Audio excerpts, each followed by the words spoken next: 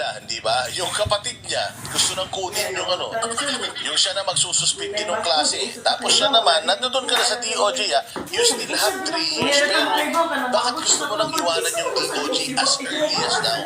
Kasi nakikita ni Boying na it's not going anywhere. Na kailangan niyang protektahan yung sarili niya, kailangan niya nung immunity na 7 taon na maging ombudsman.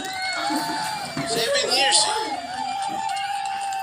Batakin mo, napakamakapangyarihan ng, mas makapangyarihan ng ang DOJ sa ombudsman. Kasi ang ombudsman, ang kapangyarihan lang niya is magkaso sa mga sitting government official. Bakit yun ang target ni Remulla? So dito ngayon sa DOJ, ang maganda sa DOJ, buong Pilipinas, lahat ng piskalya sa buong Pilipinas, iyo, NBI, iyo. Yung mga kulungan, mga sa'yo lahat dyan.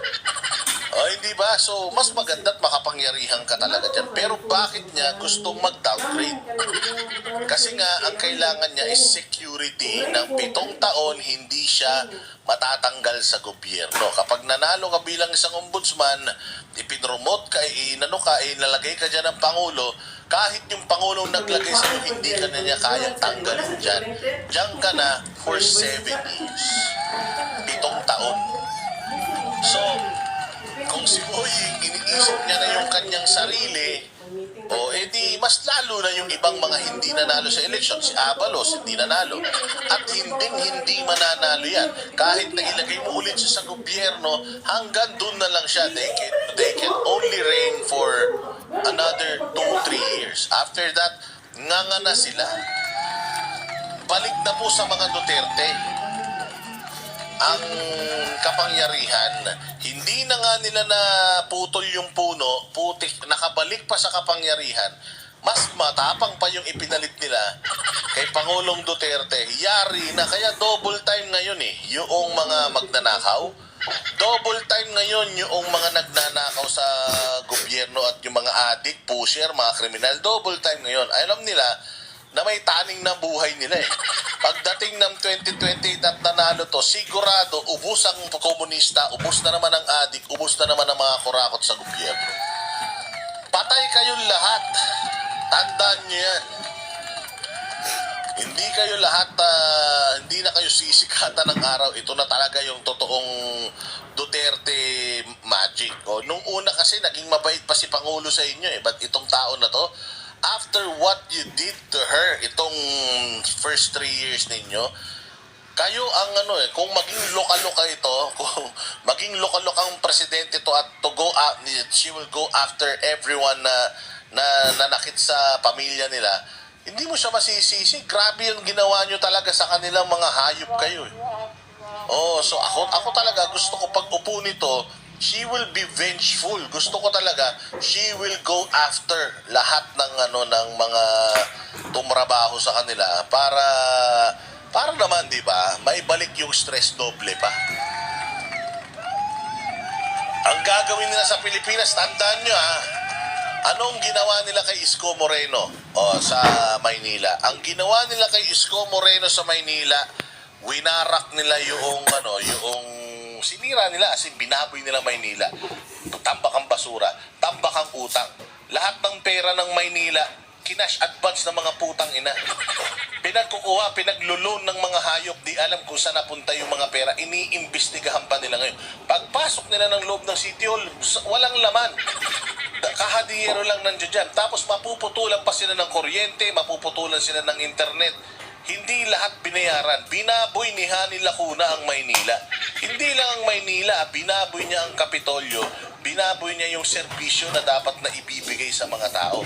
Hindi makaka-recover si Isko Moreno dyan ng 3 taon. Sa ginawang kahayupan ni Hani Lacuna, it will not, mahihirapan siya. Kaya nga nakikiusap si Isko sa mga service providers ng Maynila na huwag nyo muna kaming putulan, mababayaran naman kayo. Huwag nyo muna kaming singilin, sigurado ako mababayaran ko naman kayo. It will take time, pero sigurado ako babayaran ko naman kayo. Saan ka makakita ng isang mayamang lungsod, puta, mapuputulan ng kuryente? Kaya dapat, Isko Moreno, you go after these people. Yan si Hani Lacuna, you go after her. File cases against her at yung mga kasapakat niya at yung mga kumuha ng pera dyan. Ipakulong mo lahat yung mga buwaka ng ina niyan dahil pera ng taong bayan yan. Hindi man ako taga Maynila. Dati ako taga Maynila, taga Tondo rin kami. Pero putang ina, sa totoo lang, dapat talaga si Isko Moreno ipakulong itong mga kung pwede nga lang parilin sa yan sa may luneta yung mga hayop na mga magnanakaw na yan Nung nakikita ko itong nangyayari kay Isko Moreno, palagi ka bang nahihirapan matulog? Kahit anong gawin mong pagpapahinga. Isa sa mga karaniwang putya yan, sabi ko ganito ang magiging kalagayan ni VP Sara pagdating ng 2028. Hindi man siya ma-impeach ngayon, I'm pretty sure pagdating ng 2028, walang Pilipinas, wasak ang Pilipinas na i-go-govern nito ni VP Sara. Malamang ganyan din. Malaking version lang ng nangyayari sa Maynila ngayon. Ubos yung laman ng Malacanang. Wala ng budget para sa infrastructure. So she will kumbaga, kung hindi gagalingan ni Inday Sara, hindi niya kailangan ng isang termino. Hindi niya kayang maayos yung Pilipinas na iiwanan ni Bongbong Marcos sa isang termino. Tapos sasabihin nila, tinan nyo. Di ba? Hindi rin naman nagawa ni Inday Sara, di ba? Hindi, ang hirap-hirap pa rin ng Pilipinas, Inday Sara na. Kasi nga, you put her there to fail. Sinira nyo yung bayang Pilipinas, kakamkamin nyo lahat, hihigupin nyo lahat, butas ang bulsa ng Pilipinas pagdating kay Inday Sara. Paano niya maayos ang Pilipinas sa loob ng 6 na taon kung yung ginawa nga ng tatay ni Bongbong Marcos 30 years bago tayo nakarecover. Dahil sa dami ng pagnanakaw, korupsyon na ginawa nila, lahat ng mga sumunod na mga administrasyon, hindi na ayos ang bayang Pilipinas. Mas lalo pang naging corrupt dahil sa ginawa ng pamilya nila. Ganun din ngayon. Itong damage na iiwanan ni Bongbong Marcos sa Pilipinas, beyond repair ito. Kaya good luck talaga sa iyo, Inday Sara.